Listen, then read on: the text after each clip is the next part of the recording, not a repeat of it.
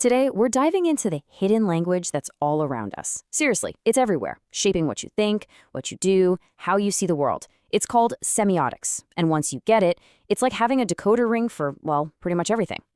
You know that feeling, right?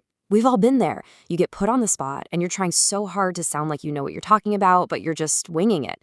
That exact feeling is the perfect place to start. Picture this. You're in a bookshop. You're feeling smart. You confidently ask the assistant for a book on semiotics, and you just get a blank stare. Then comes the one question you were hoping they wouldn't ask. And just like that, the tables have turned. Now you're the expert who has to explain it. So you scramble for the simplest, most basic definition you can think of. I mean, it's not wrong, but it's so vague, it doesn't really help anyone, does it? It just opens the door for the next totally predictable question. And this is where it all starts to fall apart. Their brain goes to the most literal, everyday thing we call a sign. But what we're talking about, it is so much bigger than that. So you try to expand on it, you start listing things. Well, yeah, but it's also words and pictures and sounds. But now you just sound like you're naming random stuff. You can literally see their eyes glazing over. You've lost them. And scene. That's it. The conversation is over.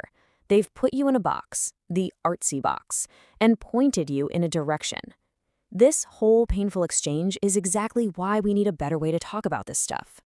Okay, let's hit rewind and try that again, but this time, let's do it right. We're gonna build this thing from the ground up, starting with a nice, clear foundation. So here it is. This is the core idea. Semiotics is the study of anything that stands for something else. It's about how we create meaning, how a simple word or a color or an image can point to a huge, complex idea. So, what actually counts as a sign? Pretty much everything. A word obviously stands for a concept, an image stands for the thing it's a picture of, a sound, like a siren, stands for an emergency, a gesture, like a thumbs up, or even an object, like a pair of designer sneakers, is a sign communicating a whole bunch of stuff about status and style. The brilliant thinker Umberto Eco absolutely nailed it with this quote. If something can carry meaning for someone, boom, it's a sign. It's a way of seeing the entire world as this giant, intricate text that we can all learn to read. Now, you might be wondering, where did this all come from? Well, a massive field like this didn't just pop up overnight. It was really kickstarted by two major thinkers working at about the same time, but on opposite sides of the Atlantic, who came at it from slightly different angles. So on one hand, you have Ferdinand de Saussure, a Swiss linguist. Because his background was in language, he was really focused on how signs work as part of a social system. You know, how we all agree that certain sounds mean certain things. Then, over in America, you have the philosopher Charles Sanders Peirce. He was more interested in the formal logic of it all, the pure structure of how one thing can represent another. So you've got the social angle and the logical angle, both setting the stage for everything to come. And while those two are considered the modern founders, the idea itself has been floating around for centuries. I mean, look at this. The philosopher John Locke was talking about a doctrine of signs way back in 1690. But it was really Saussure's work that lit the fuse. And what's wild is that his most famous book was actually just a collection of his students' lecture notes published after he died.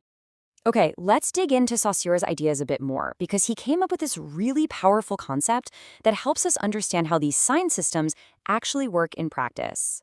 He drew a line between the system itself and how we use it.